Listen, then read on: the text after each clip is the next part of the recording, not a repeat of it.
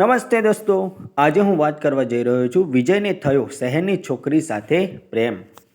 શહેરમાં સવારનો સમય હતો. સૂર્યની પહેલી કિરણો ઊંચી ઇમારતોને સ્પર્શતી હતી. હવા હજી થોડું ઠંડુ સ્પર્શ લઈને આવી રહી હતી. રસ્તાઓ પર હળવો ટ્રાફિક, લોકો પોતપોતાના કામ પર નીકળતા હતા.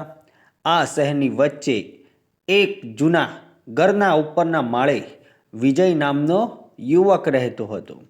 વિજય ગામડેથી આવ્યો હતો.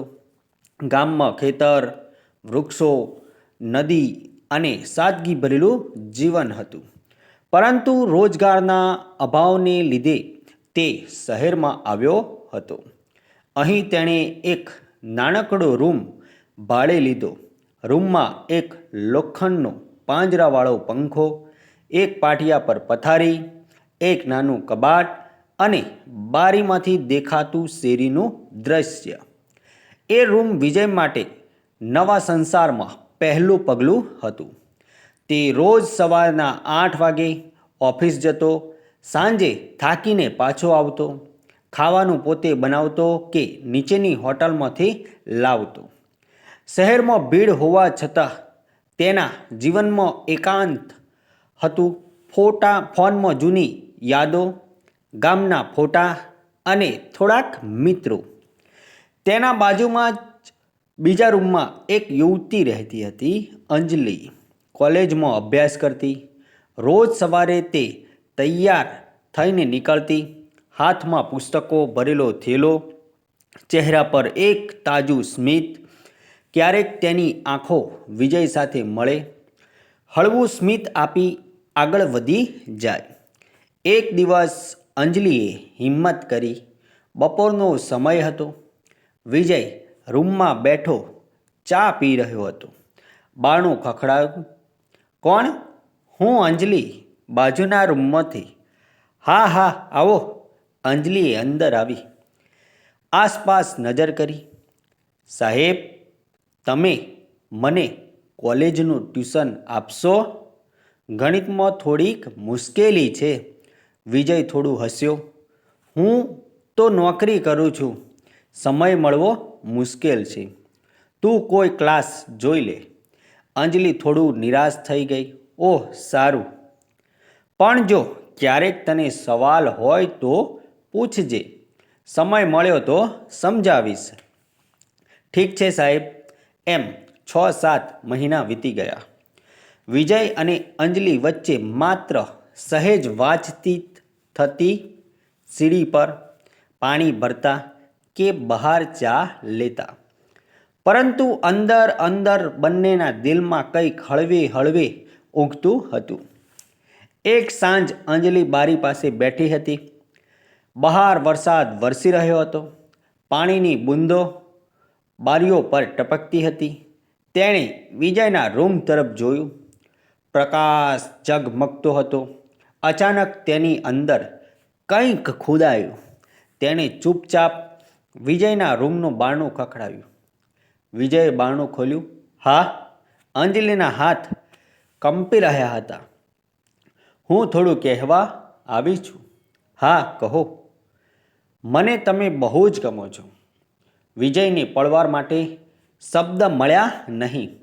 પછી સ્મિત કરતા બોલ્યો, મને પણ તું ગમે છે અંજલિ. તે દિવસથી તેમની મિત્રતા પ્રેમમાં ફેરવાઈ ગઈ. બંને બગીચામાં મળવા લાગ્યા. સાથે ચા પીતા, પુસ્તકોની ચર્ચા કરતા, અંજલિને ગણિતના સવાલોમાં મદદ કરતા. વિજયને પોતાની જિંદગીમાં પહેલી વાર કોઈનો સાથ લાગ્યો. એક દિવસ બંને શહેરની બહાર આવેલા શાંત સરોવરે ગયા. આસપાસ લીલા ઝાડ, હળવો પવન, પંખીઓનો મધુર અવાજ. અંજલિએ વિજયની તરફ નજર કરી, આંખોમાં કંપતી લાગણી. વિજયે હાથ આગળ વધાર્યો. અંજલિએ ધીમેથી એ હાથ પકડી લીધો. બંને વચ્ચે કોઈ શબ્દ ન હતો, માત્ર લાગણીઓની વહેતી હતી. વિજયે હળવેથી અંજલિના વાળ ખોલી નાખ્યા. પવનમાં તે વાળ લહેરાતા હતા. અંજલિએ આંખો મીચી દીધી. વિજયે તેના ચહેરા પર હાથ ફેર્યો. એ સ્પર્શમાં જ પ્રેમનો દરિયો વહેતો થયો. એક પળ પછી અંજલિએ હળવી કહ્યું, વિજય, મને ડર લાગે છે.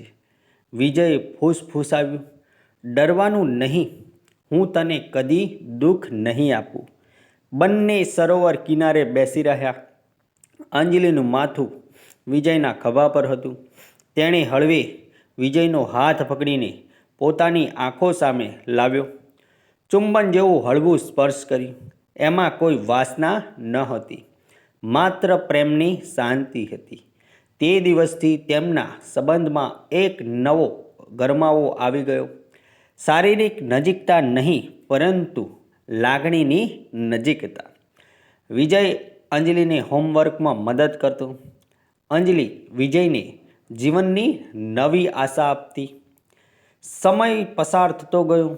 બંનેનો પ્રેમ વધુ મજબૂત બન્યો. ક્યારેક તેઓ શહેરના કેફેમાં બેસતા. અંજલિ પુસ્તક વાંચતી, વિજય તેની તરફ જુએ. ક્યારેક તેઓ બગીચામાં ફરતા. અંજલિના હાથમાં ગુલાબ, વિજયના ચહેરા પર સ્મિત. એક સાંજ અંજલિએ પૂછ્યું, વિજય, શું આપણે કદી આપણા પરિવારને આ વિશે કહીશું? વિજયે અંજલિનો હાથ પકડીને કહ્યું, હા, કહીશું, પણ પહેલાં તારી પરીક્ષા પૂરી થવા દે. હું તારી કારકિર્દી આગળ વધતી જોઈશ. અંજલિની આંખોમાં પાણી આવી ગયું. તમે કેટલી કાળજી રાખો છો મારી? વિજયે હળવેથી તેના ગાલ પર હાથ ફેર્યો. કારણ કે તું મારી જિંદગીનો સૌથી સુંદર ભાગ છે. અંજલિએ વિજયને હળવું આલિંગન આપ્યું. પવનમાં તેના વાળ વિજયના ચહેરાને સ્પર્શતા હતા. વિજયે આંખો મીચી દીધી.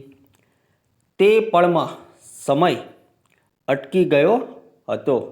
આ રીતે તેમના દિવસો પસાર થવા લાગ્યા.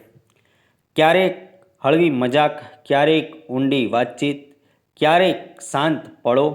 બંને જાણતા હતા કે પ્રેમ માત્ર શરીરમાં નથી, પ્રેમ મનમાં, સ્પર્શમાં અને સચ્ચાઈમાં છે. અંજલિએ વિજયને જીવનમાં એક નવી દિશા આપી. વિજયે અંજલિને એક સુરક્ષિત સાથ આપ્યો. બંને એકબીજાના મિત્રો, માર્ગદર્શક અને પ્રેમી બની ગયા. અંતે જ્યારે અંજલિનો કોલેજનો છેલ્લો દિવસ આવ્યો, તે દિવસે વિજય સરોવર કિનારે ઊભો હતો, જ્યાં તેઓ પહેલીવાર નજીક આવ્યા હતા. અંજલિ આવી. વિજય, હા અંજલિ, હું આજે પણ તારી સાથે એ જ વચન બાંધું છું, પ્રેમનું, વિજયે હસીને કહ્યું. અને હું પણ. બંને હાથમાં હાથ નાખીને ઊભા રહ્યા.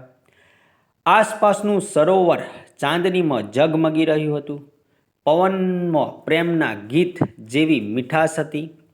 મિત્રો, આ વાર્તા જે છે એ કાલ્પનિક છે અને આમાં આવતા પાત્રો પણ કાલ્પનિક છે. આવા જ નવા નવા વિડીયો જોવા માટે અમારી ચેનલ સાથે બન્યા રહેજો. વિડીયોને શેર કરી દેજો અને ચેનલને સબસ્ક્રાઈબ કરી દેજો. આવજો મિત્રો. જય માતાજી.